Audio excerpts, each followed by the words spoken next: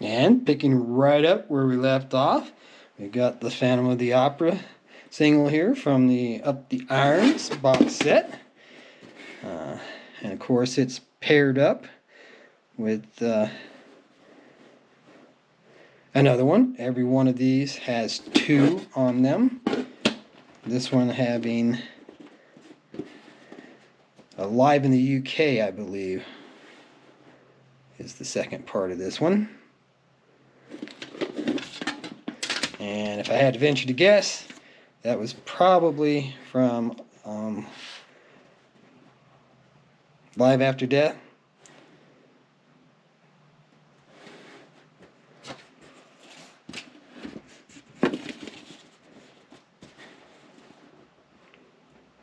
Yeah, really, really cool artwork there.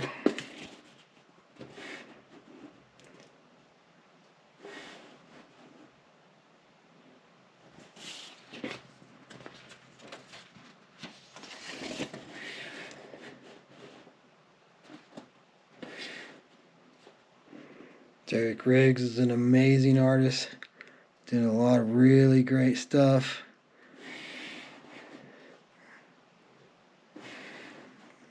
I like the way, though, that they went with a live shot there for their live album, because that's what they should have done.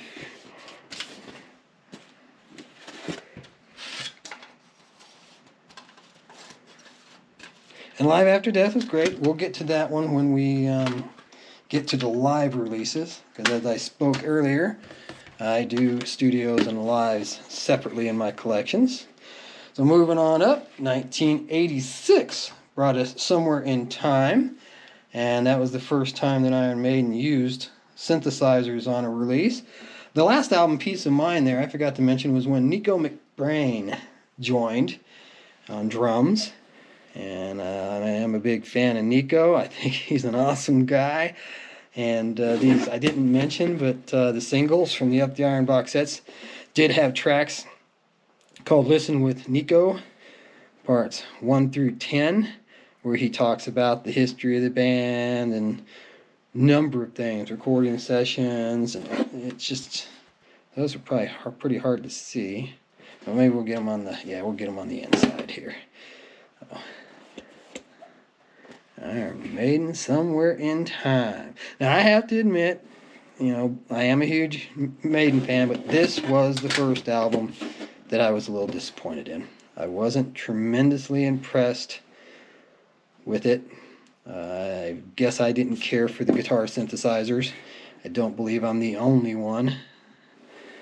But it's still a great album. It's still got a lot of really great songs on it. Especially looking back, your first impressions often change over time, and this was a great album. Wasted Years, Stranger in a Strange Land, I thought was interesting that Ace Frehley, excuse me, Ace Frehley did a Stranger in a Strange Land song as well. I don't remember which one came first. I think it was Maiden. So that when Ace Frehley did his version, it was like, oh no, this can't be the same. And no, it's not. It's not the same song. But, make sure I get a shot of that little lion down there in the corner. I don't know what that's about. Yeah, we got some really great group shots here on this one. I haven't looked at this in a long time. It's kind of cool to take a moment and go over it. Like I said, if I'm not giving you time to read those lyrics, look them up. If you really want to know them, you really want to see them. That's not the point to share the lyrics. The point is to let you see how the original releases were put out, what was included in them. We got a fish on that page. And I've got some wrinkles here that may or may not come across in the video. But yeah, that booklet was really wrinkled in production and manufacturing. It is as it was the day I got it, I can assure you that. I try to keep all my stuff in mint condition, at least as good as I get it, because I have been, known to buy a lot of used copies of things. Not a problem as long as it's in good shape and it works. Save a few bucks, why not? It's kind of a weird little symbol logo. I don't know what they were trying to say with that or impress on us with that, but 14-page booklet, that's a big one. That's a great shot, group shot. And then just your usual CD info.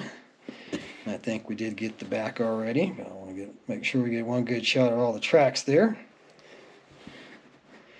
Alright, so moving on from somewhere in time. I guess we're not actually moving on somewhere in time yet because we're still singles from it. And there's your Stranger in a Strange Land, which we'll get a better shot in a minute without the stickers on it. And the back shot using the same artwork, which kind of weak, pardon me, but one shot for both sides. That's not cool. Must have paid a lot of money for that shot, I guess, because who knows? They could have used this on the back. I probably should have. It looks like that was Wasted Years was the first one anyway. There's another booklet that I've got in the thing backwards apparently. Wasted Years.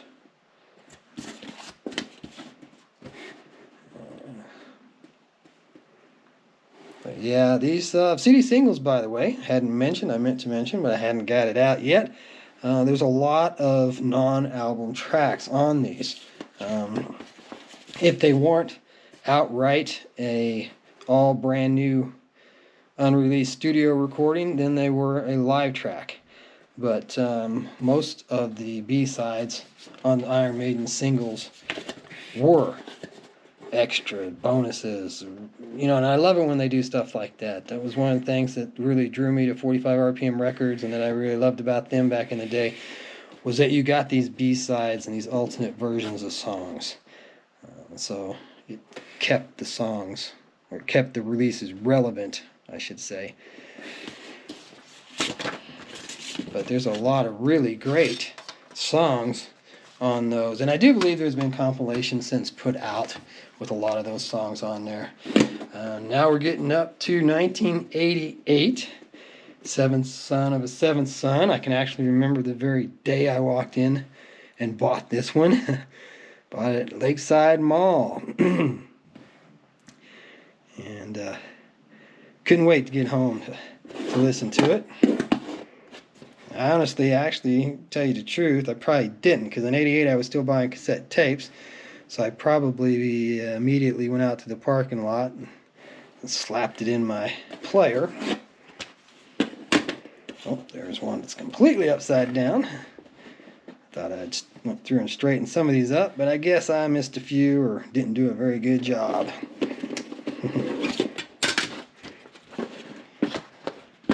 Oh, damn it. Oops, sorry, didn't mean to swear. Bumping the camera. Like I said, I'm trying really hard to do as best a job as I can on this, and sometimes things happen.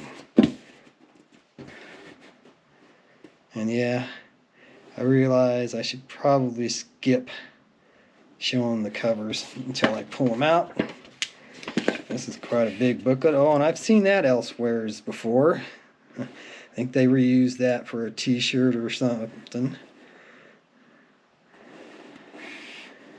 And we're going to get a lot of lyrics here, it looks like. And the old infinity snake there. Like I said, I'm much more interested in showing you guys this. The pictures, any additional artwork that might be inside than the lyrics. And I got nothing against lyrics. I love it when they give you the lyrics in a booklet. It's just that I don't feel it's really necessary to document those here on this channel through these videos, because like I said, you can look them all up online. Probably Maiden's official site probably have them on there if you really wanted to see them all. So, going over them quickly. If somebody really wants to read them, that's what that forwards and backwards buttons for. 5 seconds forward, 5 seconds back.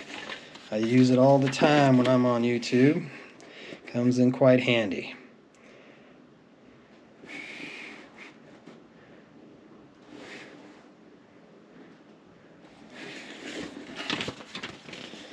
So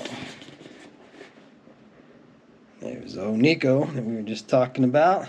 And here's a really cool piece of artwork that I don't recall having seen elsewhere. That is really neat. Probably would have been a good disc label. But yeah, I don't recall seeing that anywhere, but right there in that booklet. I have seen this one elsewhere.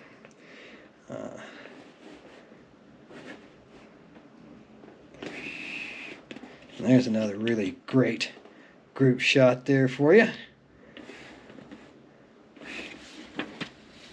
Alrighty. So, we've got 2 more singles to look at, but we're running out of time for this episode, so we will come back with Can I Play with Madness in a few.